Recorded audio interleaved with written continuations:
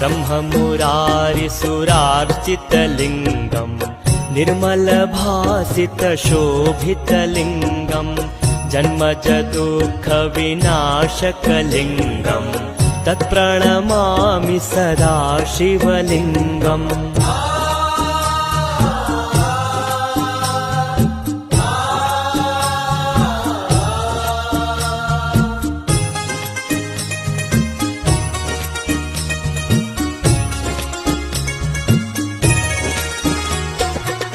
देवमुनिप्रवरार्चितलिङ्गम् कामदहं करुणाकरलिङ्गम् रावणदर्पविनाशनलिङ्गम् तत्प्रणमामि सदा शिवलिङ्गम्।